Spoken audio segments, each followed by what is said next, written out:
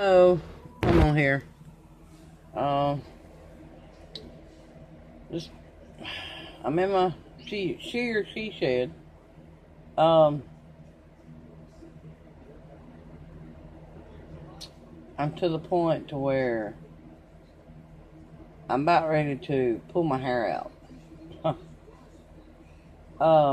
As some of you might know, Doug was having trouble with his kidneys after the second round of chemo, and the um, they sent him to a urologist. He done a CAT scan with contrast of his stomach and his kidneys and all that. Well, anyway, set him up for a test where they run a light um, through his area and into his bladder. Well, they set it up. Got up that morning, went up to the hospital. Wouldn't do it because we didn't have the $200 copay.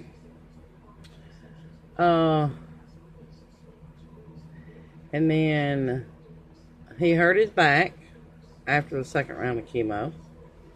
He got lightheaded. I believe it's when he done it. He got lightheaded. Well, my hair's not wanting to do right, y'all. But anyway, he got lightheaded, and he about fell. There we go. He about sorry. He about fell coming up the ramp. He when he twisted to grab the handrail, I believe he wrenched his back real bad, and he I think the bulging disc has ruptured. Try to get him into a doctor up there where he's getting his chemo and his radiation. Never could get him in there. So I called another neurosurgeon that he went and saw 2 or 3 years ago about his back and his neck. Over at another hospital, which is Grandview Hospital. He was supposed to go there today at 1 o'clock for an MRI with contrast, and because they're wanting to do either a pain block or do surgery. Depends on what the MRI says, or they find on the MRI.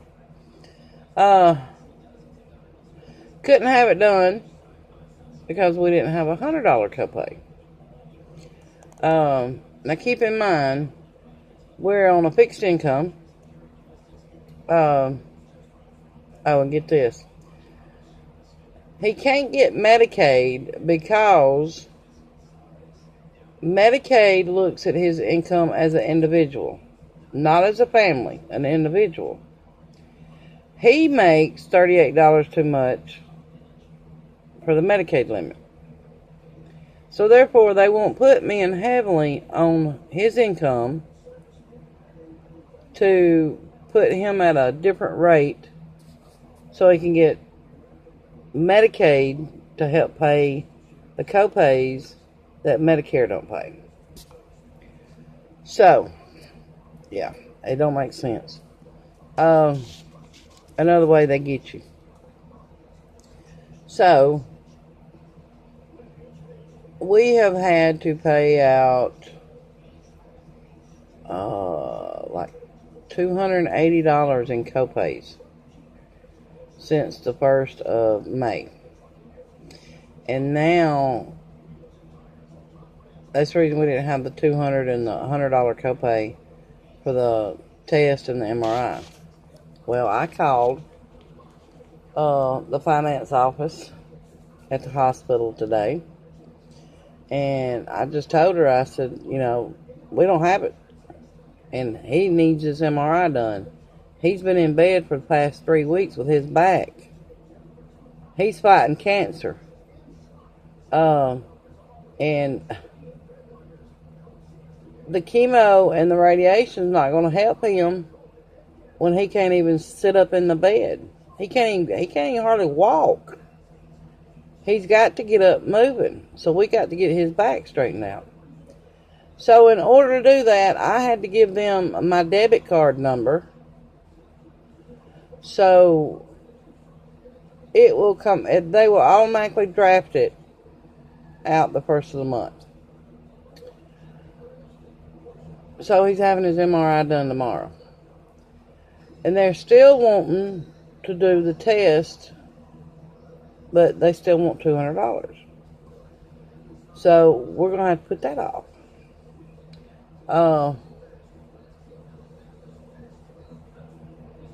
It's what kills me. Men and women work to pay in, to have it if they ever need it. And then when you do need it, they give you a certain amount. And I believe they give you just enough over the limit to where you can't get other benefits. This man has worked his tail off. And I worked like a man. I drove concrete trucks. I drove the earth mover dump truck. Drove over the road just so I would get better pay and I would pay more in to where I would get more if I needed it. Well, they denied me. 3 doctors took me out of work. Went to court. They denied me because of my age and my education. Just because I had 2 semesters of college. Yeah, they denied me. Well, anyway, I was supposed to get like $1,487 a month. Well, now that I haven't been able to work and pay in the last 2 or 3 years, they're going to cut that in half. It's like $771, I think. Then, because I'm legally married to Doug, they're going to cut the $771 in half. Yeah, ain't that great? So they're gonna get you one way or the other. But y'all just keep the prayers coming. And I honestly believe in my heart that God is going to find a way for Doug to have all of his tests he needs to have. Because it's not good for him to lay in that bed. And y'all pray for me to keep my... No. I say this all the time. God, put your hand over my mouth. And put your arm around me. Number 1, I was born without a filter. I think it, and it comes out here. I was told years ago that was one of my downfalls. But anyway. So I asked God to put his hand over my mouth. But I'm really getting to the point to where I want to look at him and say, how can y'all deny him?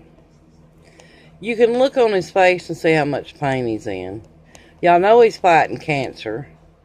How can y'all go home at night and lay your head down knowing that you've done the right thing today by denying somebody that is sick?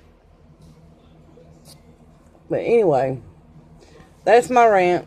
That's my rave. Y'all just pray for him. Pray for me that I keep my cool. Because, yeah, I about had enough.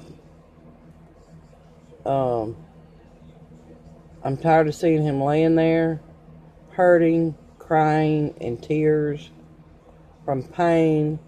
Can't sit up. Can't even sit up in a bed with pillows behind him. Can't hardly walk. I'm sick of it. So, just keep the prayers coming. Other than that, last night I had to call the ambulance to Doug. His blood pressure dropped to like 64 over 34. The ambulance come out and stayed with him until his blood pressure started going up. Took him to the doctor first thing this morning, and they're changing some of his meds around, so it won't lower his blood pressure so much. But other than that, everything, the radiation and the chemo and everything is going okay. I'm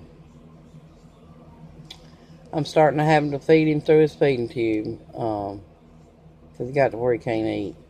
He's still drinking, but he can't eat. But we're gonna get him going. But we love y'all. Thank y'all for the support. Thank you for the prayers, the thoughts, the phone calls, the kind words. Thank you all. And we love y'all for it. Whether y'all know it or not, y'all family now. Y'all stuck with us. So, but we love y'all. Y'all have a good, blessed night. Till next time, loves, hugs, and prayers. Bye.